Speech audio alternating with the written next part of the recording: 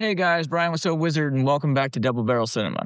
As the summer season winds down, we have Darren Aronofsky's Caught Stealing to prepare for this week. So I took two flicks from the collection that make a double feature to help you get in the right mindset. First up, we have Guy Ritchie's Snatch, a quintessential Guy Ritchie film. What Pulp Fiction is to Tarantino, Snatch is to Guy Ritchie. It helps set his entire style, rapid fire editing, overlapping storylines in a city where everyone is trying to outsmart one another. Story spins around about a stolen diamond, underground boxing matches, and all the characters just caught up in the middle of it.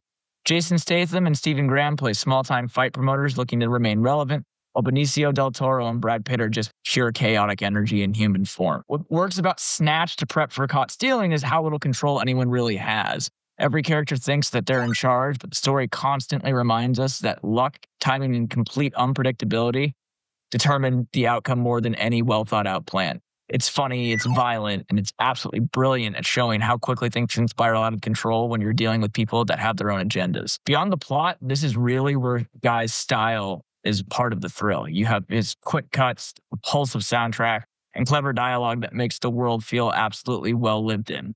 Every small decision, who talks to whom, who fights whom, and who crosses whom, has consequences, and often in the most surprising way. Second movie, Lucky Number Slevin, is almost the polar opposite in terms of tone and pacing, but it's many of the same ideas. Josh Hartnett plays Slevin, a guy who gets mistaken for someone else and suddenly finds himself in the middle of a gang war between two crime bosses, played by Morgan Freeman and Ben Kingsley, respectively.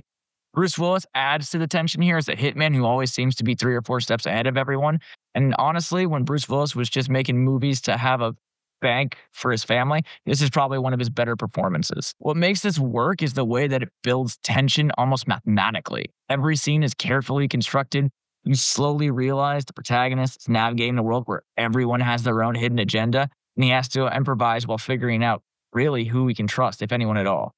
It's clever, stylish, and has just enough twists to keep going where you're trying to ever feel the story's getting arbitrary or stale. Unlike Snatch, it's not about chaos so much as it's about inevitability. Slevin is trapped by circumstances he didn't create, forced to survive by reading the room, understanding the rules, and thinking quickly. The film's visual style, shadowy alleys, dimly lit interiors, and very precise framing, the cinematography on this is actually really on point, emphasizes that nothing in this world is accidental and every interaction matters. I've only seen the trailer for Caught Stealing, but immediately that use of the clashes, should I say or should I go, or the just general chaos of it immediately made me think, oh, it was a Guy Ritchie film until they said it was from Darren Aronofsky.